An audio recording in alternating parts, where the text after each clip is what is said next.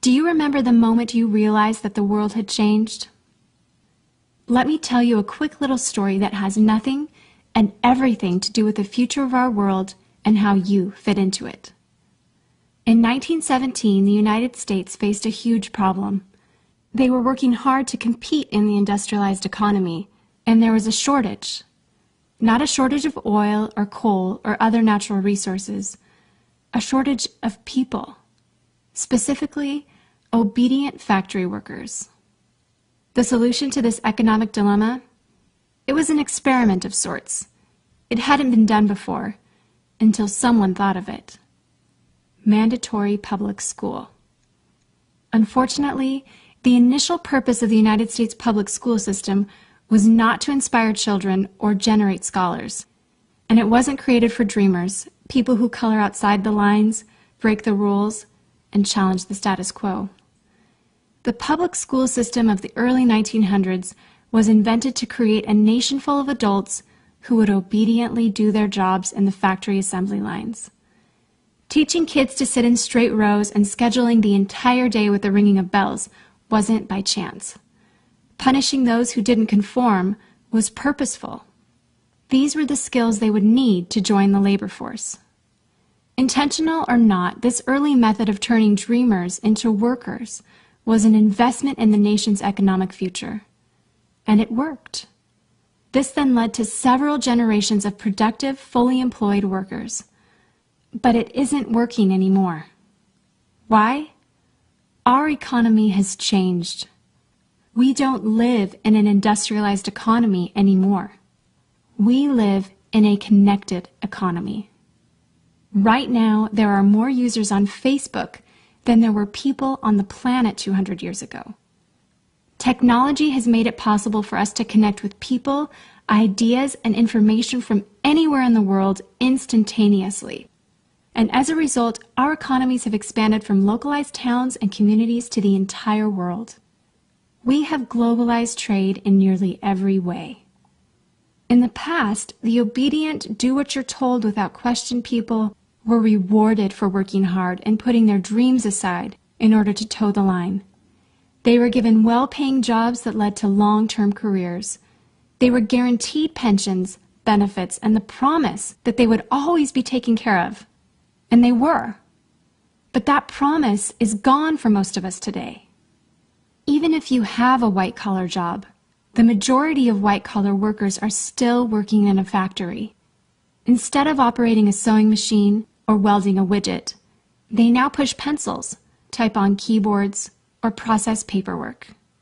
It's still factory work because the entire focus of the day is spent on increasing productivity, which leaves little room for creativity, spontaneity, or individuality. The educated, hard-working masses are still doing what they're told, but they're no longer getting what they deserve. Even if you do everything you are told to do today, graduate from high school, go to college, get a degree, work hard in whatever job you can find, if you're lucky enough to find one, you're not guaranteed anything. Companies are being forced to change or die right now. Layoffs happen much more often than job openings appear, and the highest paying jobs are disappearing or heading overseas at an alarming rate. If you have a job where your boss tells you exactly what to do, he or she will always find someone cheaper than you to do it. Did you know that the average length of a job today is about 4.5 years? Contrast that to the 1960s when it was 40 years. The connected economy rewards a different group of people. It rewards the people who see things differently, who don't conform, people who have ideas that no one else has, people who are willing to work hard but know that the old way of doing things is broken. The connected economy rewards you not for being a cog in the wheel of life, but for standing up and reaching out. The connected economy rewards the connectors. Whether it's connecting a person to a person, a business to a business to a product, or a product to a person, those who learn how to connect are the ones who will survive and excel in the connected economy. That is how the world has changed. It's not about to change, It already has. Things are different now, and they're not going back to the way they used to be. Look at Facebook. What's their product? It's you. Your network, your information, your ideas, they all have value. Does Facebook pay you for the money they make selling your information to advertisers? No. But we still use it because we have an innate desire to connect with people. In fact, neuroscientists have found that we are actually hardwired to connect with each other. Some people know how to leverage this innate ability in today's economy, but most don't. And because they don't know how to do it, most of them are paralyzed with fear, resisting the shift, despite clear indications telling them it's time to change. In 1917, a group of people performed an experiment that forever changed the way that we earned a living. The world today is facing another huge problem. We're facing a shortage of our own. Not a shortage of factory workers or consumers. The world has enough of those. We have a shortage today of dreamers and connectors. And so, we're holding our own little experiment. And you happen to be the subject of it. This 8-minute presentation was specifically designed to seek out and find the connectors around us. Those who recognize that we are on the brink of the next economic revolution, who are ready to thrive in the connected economy, and who are searching for the best way to do it. The internet and technology are rapidly changing the way that we do everything today, including how we make a living.